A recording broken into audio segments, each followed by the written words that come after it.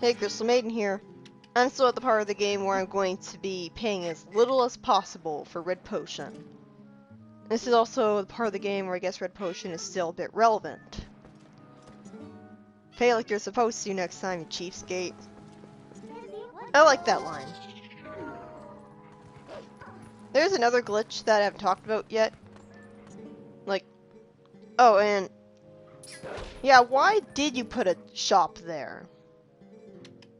And there was no thief that stole stuff.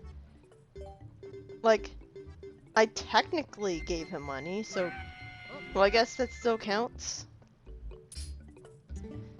See, this is a great money sink. The problem is that, well, one, there's no wallet in this game that lets you hold 2,000 rupees. And two, like, it's surprisingly quick and easy to fill up that money sink. Like, that's the thing, this game doesn't have nearly enough to spend money on. Big surprise. That's a Zelda game for you. And it's especially glaring because the maximum wallet size is only 1,000 rupees. So, yeah. That's kind of weird, because it's so easy for you to have your wallet be full and you have nothing to spend it on. This is a pretty cool cave. I don't know why I had any trouble with it when I was a kid. Like, it is pretty cool that, like, you just jump. Like, you jump off a ledge into the lava, but instead of falling into the lava, you activate your iron boots and just fall into the magnet beam. I don't think this would be how it works in real life. Like, I think at very least he'd break his legs when they get jerked to the side, but whatever. Don't know why I wasn't able to beat this as a kid, but this is a pretty cool concept. Like, this is the most creative. Like, why can't all of the caves in this game be this creative? Instead, like, we got like 2 caves, and, well, aside from the one that we'll be going to on the way to the next dungeon, that's, I don't know, like, there's this cave is really creative, and then you've got the tunnel caves that are trying to be realistic, and the underground grottos, which are just slugfest with the exact same level design for all of them. What's the point of putting caves in the game then? I don't know, like, were Ocarina of Time's caves this recycling level design-y? And this, I don't really see the point of this, because can't you just, I mean, are they assuming that you actually went through this cave before you got the ability to warp? I guess so. This is a good way to make sure that you can't render the game unbeatable.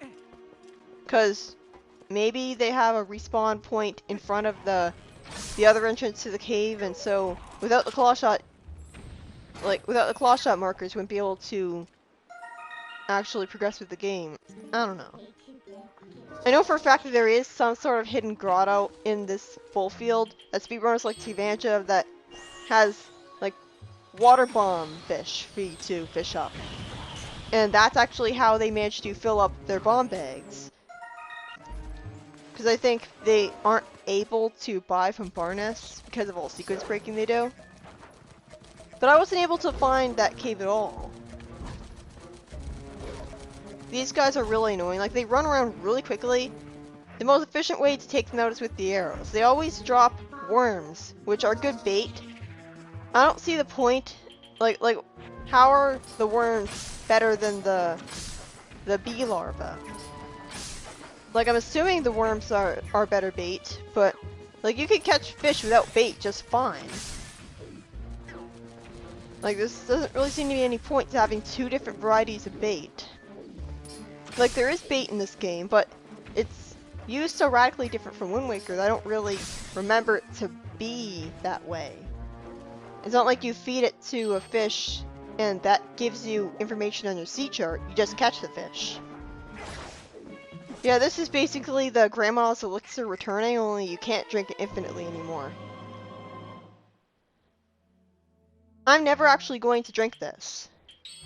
Like this game is so easy that I never actually do I ever drink any potions in this game? I mean, I'm sure I do at least once, but I never drink the Great Fairy elixir. I never drink the rare Chew Jelly. Like, Link's face looked like it was literally made of bloom there, but like, I'm not complaining at all, just that you don't get dealt much damage when you get hit. Like, Link got ran over by a bull there and he only took half a heart of health. I'm not complaining about that at all. That's not a problem at all. I don't think that they should make damage from regular enemies in the overworld take away like 8 hearts. Breath of the Wild. Yeah. Like sure, this game is very hard to get a game over in, but that doesn't make it easy. It's still a very challenging game. Like, the difficulty of a Zelda game should be measured in its puzzles. And the dungeons of this game are really unintuitive at times. They feel really satisfying to go through because of it. This game is definitely a lot more challenging than the difficulty of getting a game over would have you believe. Like, this is also a game where, like, I don't think I got even close to almost every single heart container in Wind Waker, in the Wind Waker LP. Like, I'm sure I got all of them at some point. But in this LP, I get almost every single heart container. Like, I don't know what, like, maybe it's because you have heart pieces in Wind Waker that you have to use treasure charts to get, and it's kind of hard finding all the treasure charts. Like, you can explore every single island, open every single chest there, and you're still not going to have all the treasure charts. It's a guide, dang it. So not as motivated to try to get all the heart pieces as in this game, where you can talk to a fortune teller, and she can actually show you the locations of heart pieces. And that's extremely convenient. I also like to pretend that she's a official mission giver, and you have to do her mission. And that motivates me to look for the heart piece right away, instead of putting it off and forgetting that she told me where it was. Why can't you claw shot onto the vine from the other side of it? Like, why can't Link just claw shot onto it and then climb around to the other side so we can climb up it fully? It took me forever to find out that the chest was here. I do really like how you can fly with cuckoos, though. That was also in Ocarina of Time and Four Swords Adventures, I believe. No, I don't know about that. It was a top-down game. It's been forever since I played it. All I really remember about the cuckoos was that you could carry them from one screen to another, which was something you couldn't do in other top-down Zelda games. Like, you try to walk off a screen, and you'd be prevented from doing so, or the thing that you were carrying would just vanish, which is lame. I guess they were worried about sprite overload. Like, you had too many cookies on the screen at once, but there was only really one screen in Link to the Past. Well, 2 screens that had cookies in it. I don't see how it would cause sprite overload to have them all be in one screen. There weren't really that many of them to begin with. It's kind of awkward trying to find the golden bugs. Like, how are you supposed to know that they're in that house? Okay, like Mallow's line there. Okay, like, he has a good point, but why is he awake? Like, if he's awake, he might as well make money off you by allowing you to go into the shop. Like, it makes sense that it wouldn't be open, but he can clearly hear you, and if he wants to make money, as a good businessman should, you'd think that since he's there, because he apparently sleeps in there, you'd think that he would let you in. I really hate how you can't have your horse here. Well, I guess, like, obviously you can ride the horse across the bridge, but wait, can you? Or does it get stopped by some lame invisible wall, just like the Bubblins do? Like, the Bubblins riding around here, they get stopped by the invisible walls. They're arbitrarily restricted to the bullfield. Like, you can be trying to find a treasure on the Bridge of Eldin, and they'll just stand awkwardly in front of the entrance. I don't know why they're programmed like that. Like, monsters are restricted to only certain parts of the overworld. They can't follow you at all. This is really bullshit. What I'm not showing in this footage is that if you go too far to the right of the very edge that I'm walking along here, you'll get swarmed by, like, ground lever enemies that are normally only in the bull field early in the game. So I don't know why they suddenly magically return when there's no way that you'd be able to, like, there's no way you'd be able to activate this mission without progressing far enough in the game that you would change the enemies that were here to the bubbling. So I don't know why they suddenly decided to bring back the annoying lever enemies that suck. Like, they circle around you, they hit you and make sure that you drop the barrel and break it. It's a really good thing that there is a way to cheat this. Just walk along the very edge. Obviously don't go too close to it or you'll jump off. I had such a hell of a time with this side quest when I was a kid. But knowing that you can cheat it is pretty relieving. I just don't understand why. I mean, I guess it would be a lot more cheap to have the bulls here, because then they would run into you and it would make the side quest impossible. But you know what would have been a lot less cheap? Not having enemies here at all. I mean, maybe the strategy that cheats it was the point. Maybe you were supposed to find out about it. Maybe they're rewarding skill in that sense. But it doesn't really strike me as intentional. Considering that the vast majority of the field, if you walk along it in the side quests, you spawn those enemies.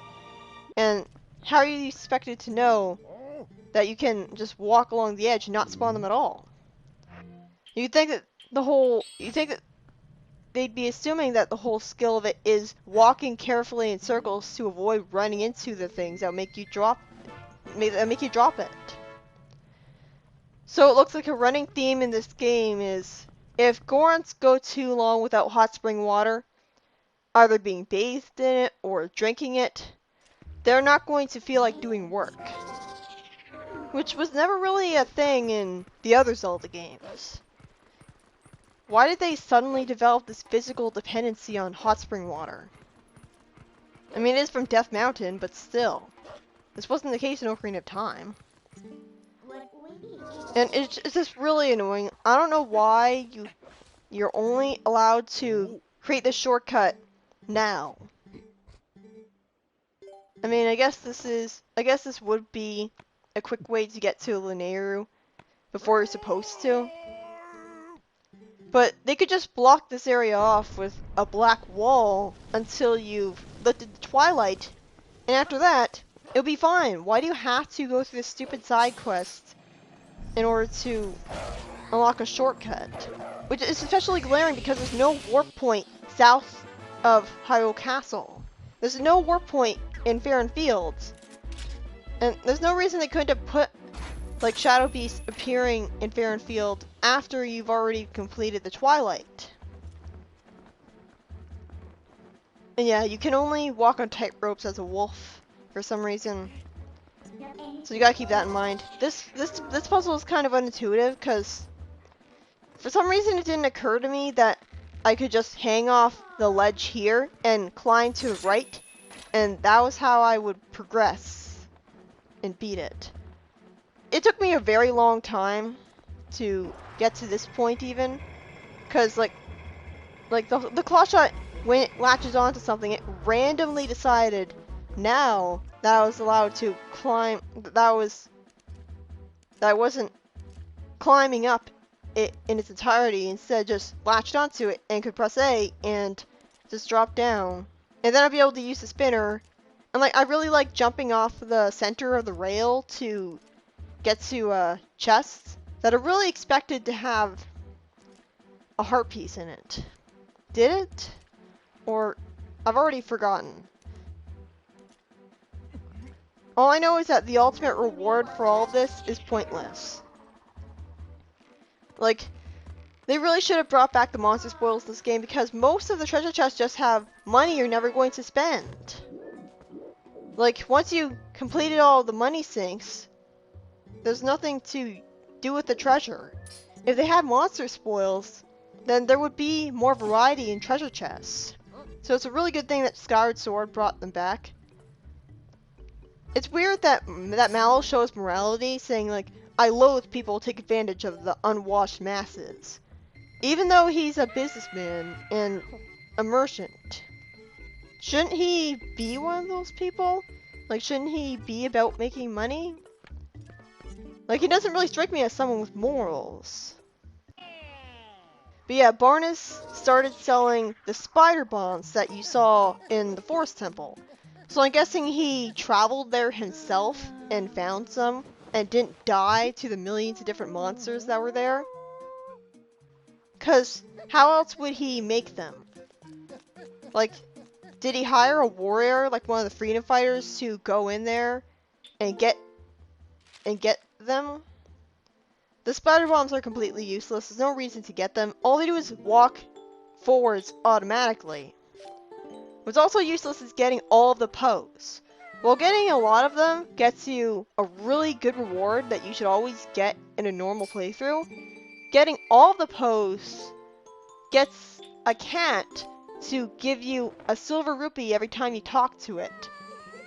I don't think it's every single time. I think you have to have no money at the moment. But by that point in the game, you've spent all the money on all the money sinks anyways. So like you return the gold statue man to normal, and that like he wanted to return to his girlfriend, but his girlfriend ended up falling in love with the town soldier, and so the next time you see him, he's crying in the bar. So I guess the moral of the story is don't be greedy, or you'll lose your girlfriend because you turn into a gold statue for a really long time, and she flirts and cheats with a town soldier while looking for you. What kind of message is that? But yeah, ultimately completing the post side quest is just about as useless as finding all the gold Skulltulas in Ocarina of Time. The side quest where there were these people who were turned into Skulltulas, and they look really creepy because they had human faces, but spider bodies? What were they thinking? I don't think they'd be able to get away with that in a more realistic art style. So it makes sense that they tried something different. It's like they're trying to turn Zelda into a collectathon 3D platformer by having all these Poe souls to collect. But it doesn't really work, because there's no jump button, no platforming challenges.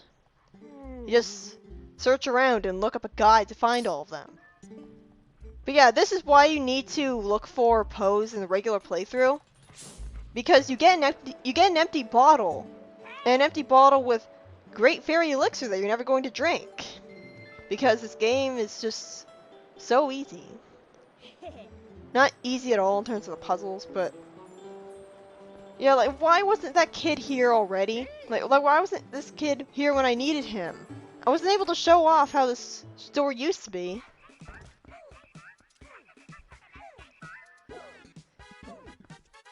Yay, camera glitching.